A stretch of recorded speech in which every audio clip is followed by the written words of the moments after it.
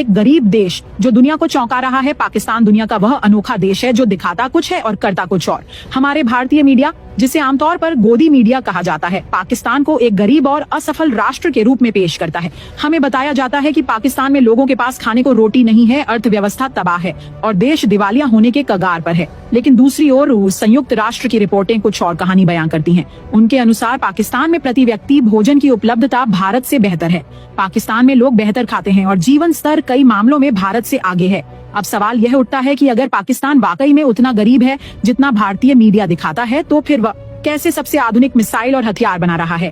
कैसे वह उन 5 देशों में शामिल हो चुका है जो खुद 5th जनरेशन लड़ाकू विमान बना रहे हैं? कैसे वह उन 3 देशों में से एक है जो 5th जनरेशन एयर पावर को सक्रिय रूप से इस्तेमाल कर रहे हैं? अगर यही गरीबी है तो हम तो भगवान से प्रार्थना करेंगे कि हमारे भारत को भी ऐसा गरीब देश बना दे। कम से कम हमारा तेजस विमान तो पूरा बन जाएगा।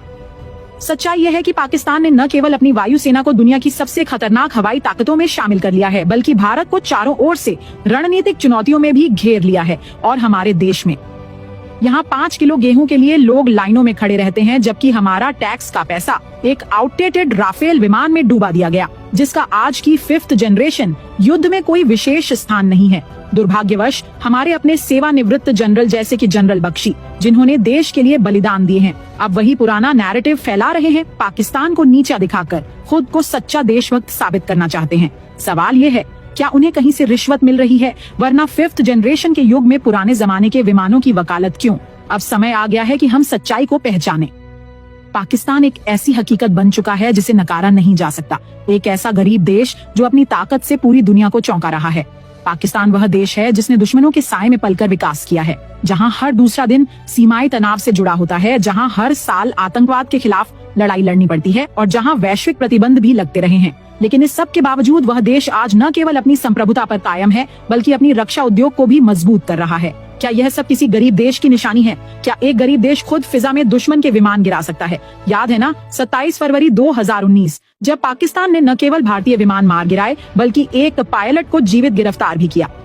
वह दिन भारत के मीडिया ने कभी दिल से नहीं भुलाया, इसीलिए आज भी वे पाकिस्तान के खिलाफ जहरीला प्रचार करते हैं। और बात सिर्फ रक्षा की नहीं, पाकिस्तान ने रक्षा के साथ साथ साइबर युद्ध, सैटेलाइट तकनीक और यहाँ तक कि अंतरिक्ष में भी अपनी उपस्थिति का एहसास दिलाया है। भारत जिस देश को पीछे समझता रहा, आज वही पाकिस्तान वैश्विक रक्षा प्रदर्शनियों में अपने ड्रोन, मिसाइल सिस्टम और युद्ध तकनीक के साथ शामिल होता है। CPEC, China Pakistan economic corridor जैसे परियोजनाएं न केवल अर्थव्यवस्था बल्कि भू राजनीति में भी पाकिस्तान को नई ताकत दे रही हैं। चीन जैसे वैश्विक महाशक्ति का विश्वास पाकिस्तान पर है, न कि भारत पर।